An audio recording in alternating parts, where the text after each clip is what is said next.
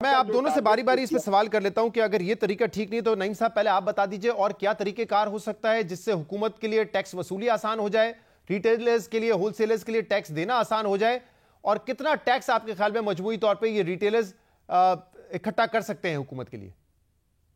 देखें जी, पहली बात तो ये है कि अगर टैक्स देने की नीयत हो तो किसी भी तरीके से टैक्स दिया जा सकता है, ऐसा मसला नहीं है।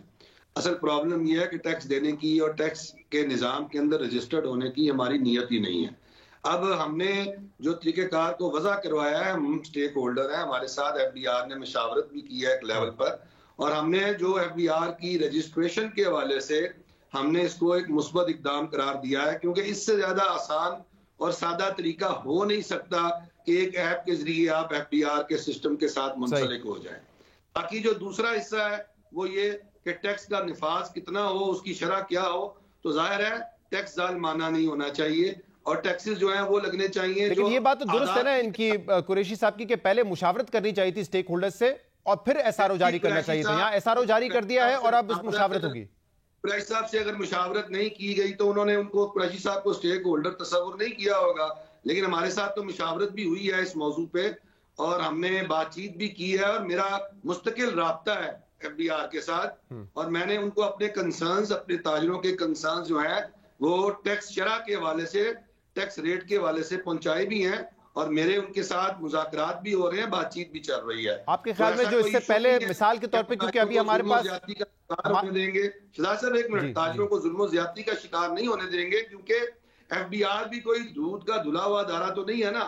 FBR जो है, अगर वो कोई ऐसा निजाम लेकर आएगा जिससे करप्शन का बाजार गर्म होगा तो हम ये भी नहीं होने देंगे, लेकिन साथ ही साथ हमें अपने तौर तरीके भी बदलने हैं। हम बार बार कहते हैं कि हमें तरीकेकार से इख्तिलाफ है, तो भाई जो तरीकेकार आपको पसंद नहीं ना इख्तियार करें, जो तरीकेकार आप बता दें कि किस तरीके से टैक्स आप देना चाहते हैं। और सही, मैं जरा जावेद कुरैशी साहब जरा आप बता दीजिए फिर क्या तरीकेकार हो कि रजिस्ट्रेशन भी हो जाए ताजरों की, टैक्स कलेक्शन भी हो जाए, क्या तरीका होना चाहिए? तरीका देखें, अब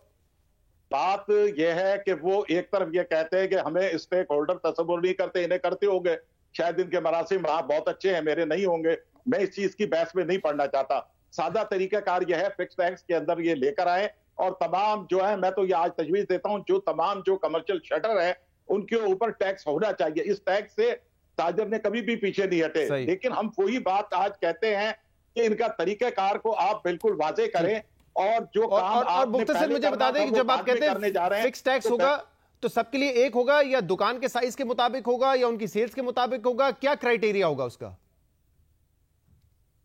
उसका क्राइटेरिया यही होगा, देखिए जी, एक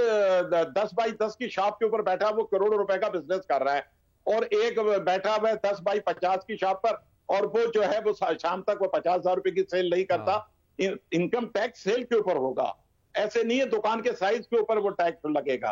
तो उसका तरीकाकार यही हो सकता है। वहां जब उसके पास जब इनवाइस आती है, उन्हें पता नहीं, हम ये चाहते हैं कि जब माल जब यहां से फैक्ट्री से निकलता है तो वहां उनको पता नहीं है कि इनवाइस किनके नाम पे जनरेट हो रही है,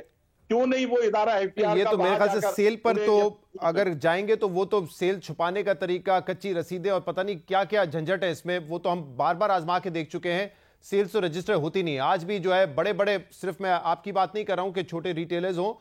जो बहुत सारे हम देखते हैं कि यहाँ पे सर्विस सेक्टर है, वहां पे भी जो रसीदें नहीं दी जाती तो सेल्स तो रजिस्टर होती नहीं है, तो फिर उसका तो उसको कैलकुलेट करना तो नामुमकिन हो जाएगा ना।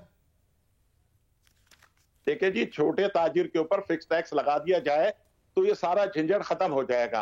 अब बात यह है कि यहाँ तो इदारे ये चाहते हैं कि सारे मामला हम अपने हाथ पे रखें और ताजिर को परेशान कर रखें। परेशान करने से ताजिर से मुल्क तरक्की नहीं करेगा।